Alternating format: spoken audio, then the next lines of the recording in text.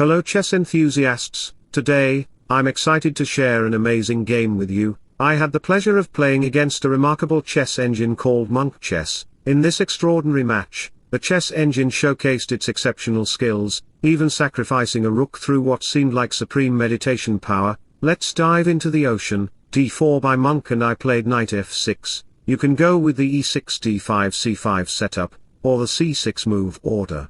Even you can go with King's Indian defense, but after c4 I decided to with d6. Maybe the pirate defense is on the way. You know, chess openings are complicated like my thick hair, and Monk with g3 setup and after e5 knight f3. Some of you might think of capturing the pawn, but you shouldn't do center exchanges if your minor pieces are undeveloped. After a couple of moves later, black have to play c6 and after white plays castle he can go with f4. And at some point he can even push his g-pawn. In this dumb type of structure black pieces will lose their mobility, and do you know a quote about life?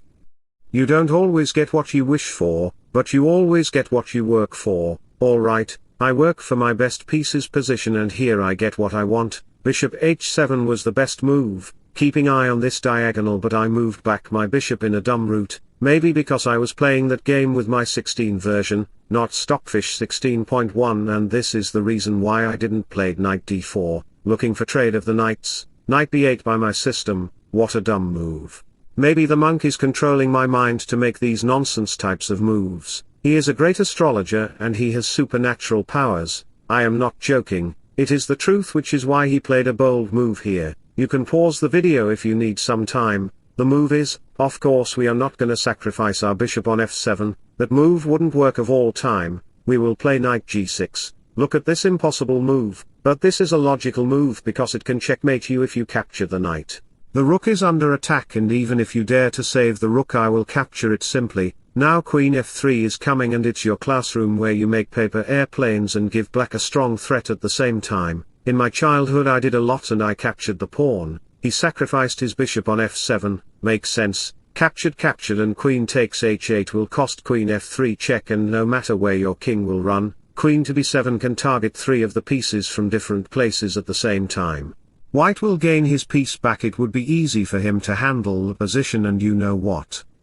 Nobody is your friend until they defend your name in your absence, so I went for king g1 because the knight is not going to somewhere, and can you guess Monk's next strong move?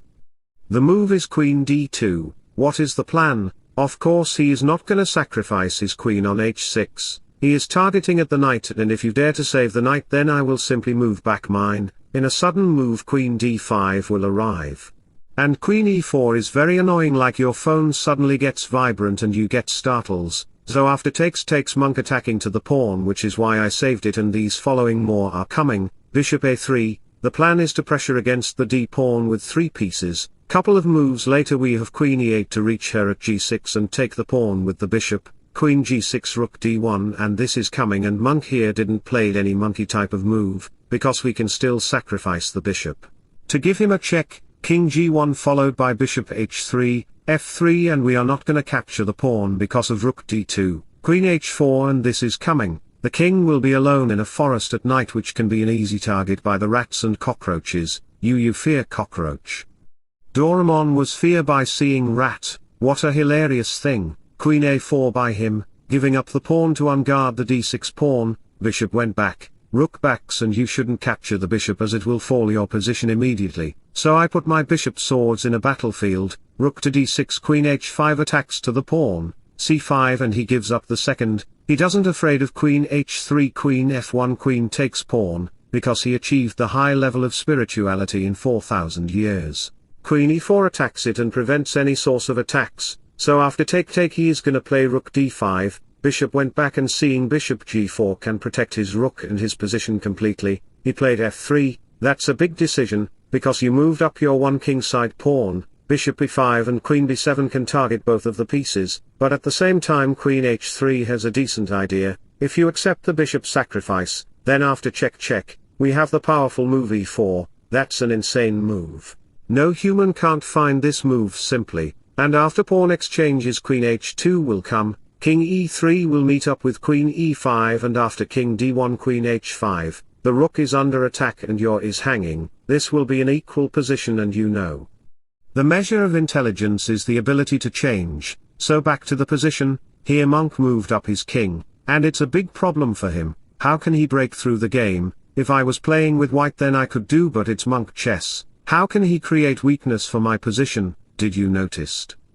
The b7 queen was in the f7 square 2 moves ago who was protecting the kingside, but the queen is now far away from the distance, which is why he sacrificed the rook on h6. That's a brilliant rook sacrifice. If you don't capture the rook then it would be a checkmate in 2 moves. So in this position, I has to capture the rook, queen e5 check queen e6, and you shouldn't move the king in h-file because of bishop t4 and after queen takes bishop check. The position will be quite challenging for you after I play bishop c8, the king has no sufficient land to sit down, game will be over and you know.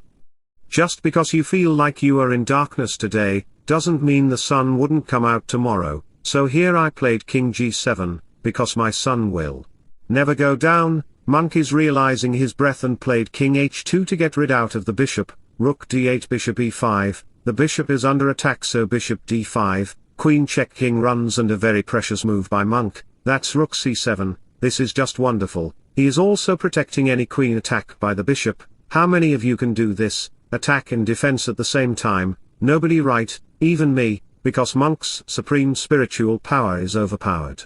And if you dare to save the queen at any square then after queen h8, king ups check backs and let me pick up the bishop, it will be a checkmate, game will be over so back to the position, we have queen b4 to protect the bishop, queen check king ups check, the king shouldn't go on e6 because after bishop c3, I am gonna checkmate you on g6 by my queen, this will be a checkmate in 2 moves. Look how beautiful the chess is, you get checkmated in the middle of the game and friends it would be very beautiful if you have liked and subscribed to my channel, so here, I am also threatening to give him a check, which is why monk played queen to h8, and we repeated 1 move, king h3 bishop e6, and the monk's pieces position are so well placed positionally, if you play any normal kind of move them after a few checks, monk will show his attitude and pick up my bishop. This is coming and the game will be over for me and you know. No matter how hard the climb is, stay focused on the top of the mountain, so, I returned his bishop by capturing the pawn, and we did a queen exchange, but he gets a pass pawn at the end of the day, which is a worse thing for me. Monk played a very good game with me, but anyway, he can be my spiritual guru.